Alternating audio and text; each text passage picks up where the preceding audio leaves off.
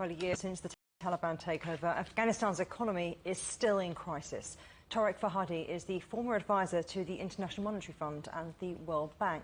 Thanks for coming on the programme. Now, giving money to the Taliban to kickstart the economy is potentially a dangerous option, isn't it, without guarantees on human rights and security, considering the Taliban hasn't delivered on commitments made on women's fundamental rights, like access to education. That's a deal-breaker when it comes to international support, isn't it? There is that, and there is especially that the Taliban are under sanctions, U.S. sanctions, and Ayman al-Zawahiri was found and shot there by a drone, as President Biden put it, a couple of weeks ago. It is very difficult now in the United States to justify to anybody within Congress that the government of the United States is now giving money to Taliban, who hosted Ayman al-Zawahiri, the head of Al-Qaeda. There was a hope that some sort of arrangement could be made to give some of the money to them to revive the central bank.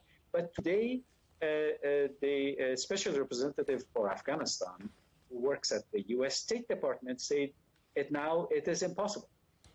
And you think it's impossible just from the security point of view, because also there were those promises made to ensure that girls would get education, that girls would still be able to be very much part of society in Afghanistan. They made that commitment in Doha in 2020, but they haven't stuck to it. Surely that's something that's was a bit of a deal breaker for the international community.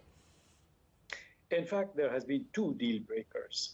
The girls' issue, where they had said they would open the schools at the start of the new year, school year for Afghanistan is the 1st of spring in March. They didn't. And months have gone by, they haven't, and they are not saying when will they open the girls' school. And then the al-Zawahiri issue really took out all the credit. All the trust that anybody wanted to build on Taliban evaporated with these two negative events. And the Taliban are in power, but the Afghan people suffer the consequences of these sanctions and the Taliban's actions. The economy is a huge issue for Afghanistan, even before the Taliban retook control. So, looking back over the last year, what has changed a year on?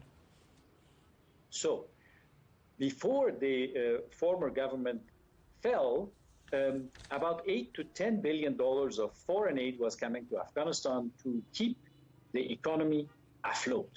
The U.S. was paying all the 500,000 police and soldiers' salaries and civil servants' salaries, and there was development budget from Europe and other donors. Now, all of this has been cut off. The UN is spending $1.5 billion humanitarian aid in Afghanistan. That's much less than the 8 or 10 billion. It has come down to $1.5 billion. It's just to feed people who are hungry. And the private sector cannot really do business easily with other countries because the banking system is under sanctions. And when the banking system is under sanctions, nobody wants to invest in that country, basically, because they might under sanctions. The banks don't want to deal with Afghanistan. So when the private sector is constrained like this, there are no jobs. Young people have lost their jobs because factories, the private sector creates jobs in any country. But here, the private sector has been strangled.